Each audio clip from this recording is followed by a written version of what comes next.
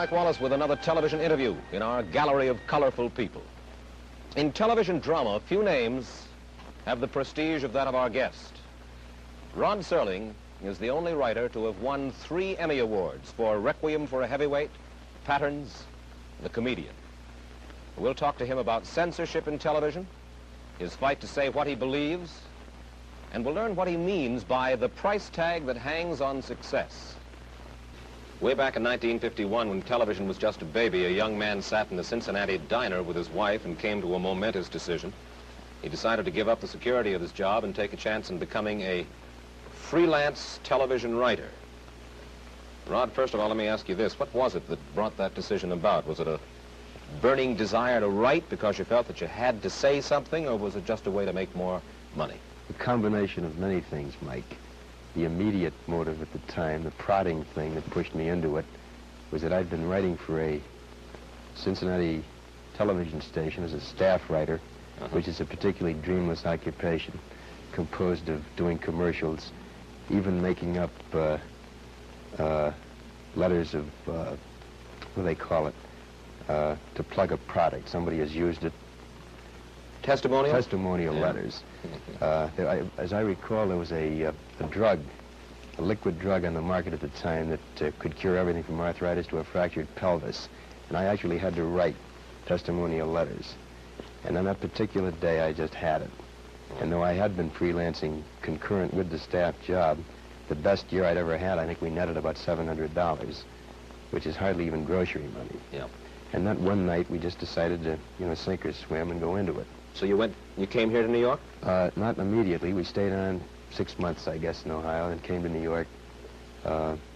Started principally in Lux Video Theater, then live and half-hour emanating from New York.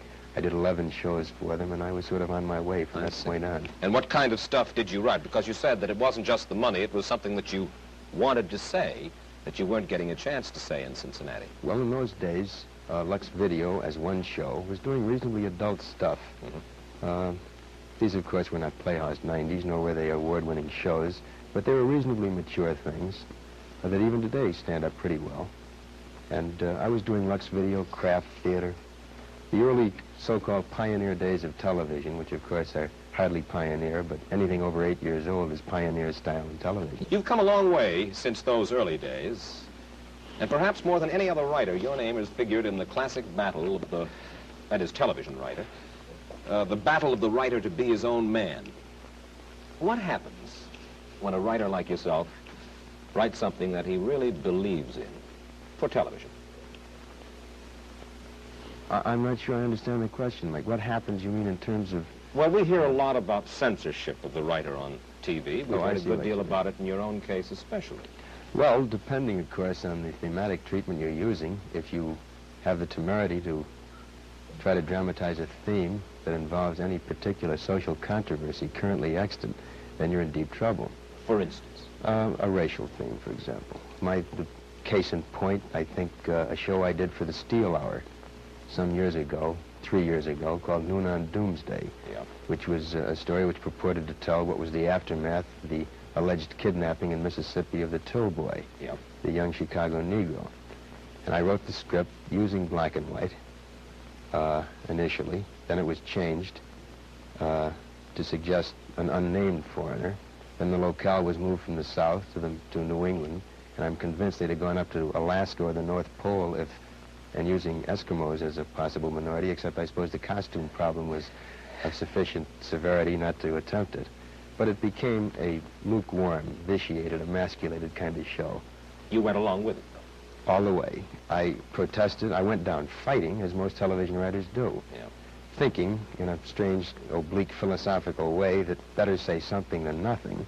In this particular show, though, by the time they had finished taking Coca-Cola bottles off the set because the sponsor claimed that this had Southern connotations, suggesting to what depth they went to make this a clean, antiseptically, rigidly acceptable show. Why, it bore no relationship at all to what we had purported to say initially. Paddy Chayefsky has talked about the insidious influence of what he calls pre-censorship. How does that work? Pre-censorship is a practice, I think, of most television writers. I can't speak for all of them. This is the prior knowledge of the writer of those areas which are difficult to try to get through. And so a writer will shy away from writing those things which he knows he's going to have trouble with on a sponsorial or an agency level. We practice it all the time. We just do not write those themes which we know are going to get into trouble. Who's the culprit? Is it the network, the sponsor? It sure is not the FCC. No, it's certainly not the FCC, ideally speaking, of course. It's a combination of culprits in this case, Mike. It's partly network. It's principally agency and sponsor. In many ways, I think it's the audience themselves. How do you mean? Well, I'll give you an example. About a year ago, roughly 11 or 12 months ago, on the Lassie show, this is a story usually told by Sheldon Leonard, who was then associated with the show. Lassie was having puppies, and I have two little girls, then aged 5 and 3, who are greatly enamored of this beautiful collie, and they watched the show with great interest, and Lassie gave birth to puppies. And Mike, it was probably one of the most tasteful and delightful and warm things depicting what is this wondrous thing that is birth. And after the show, I think there were many congratulations all around, because it was a lovely show. The sort of thing I'd love my kids to watch, to show them what is the birth process and how marvelous it is. They got many, many cards and letters. Sample card from the Deep South, this was. If I wanted my kids to watch sex shows, I wouldn't have had them turn on that. I could take them to burlesque shows. And as a result of the influx of mail, many of the cards, incidentally, as Sheldon tells it, were postmarked at identical moments, all in the same handwriting, but each was counted as a singular piece of mail. And as a result, the directive went down that there would be no shows having anything to do with puppies, that is, in the actual birth process. Well, obviously, it is this wild lunatic fringe of letter writers that greatly affect what the sponsor has in mind. You can understand the position of the sponsor, can't you? In many ways, I suppose I can. He's there to push a product. He has a considerable stake, thus, in what goes on the air. Most assuredly. And in those cases where there is a problem of public taste, in which there is a concern for eliciting negative response from a large mass of people, I can understand why the guys are frightened. Sure. I don't understand, Mike, for example, other evidences and instances of intrusion by sponsors. For example, on Playhouse 90, not a year ago, a lovely show called Judgment at Nuremberg. I think probably one of the most competently done and artistically done pieces that 90's done all year. In it, as you recall, mention was made of gas chambers. Yeah. And the line was deleted, cut off the soundtrack. And it mattered little to these guys that the gas involved in concentration camps was cyanide, which bore no resemblance, physical or otherwise, to the gas used in stoves. They cut the line. Because the sponsor was... He did not want that awful association made between what was the horror and the misery of Nazi Germany with the nice chrome, wonderfully antiseptically clean, beautiful kitchen appliances that they were selling.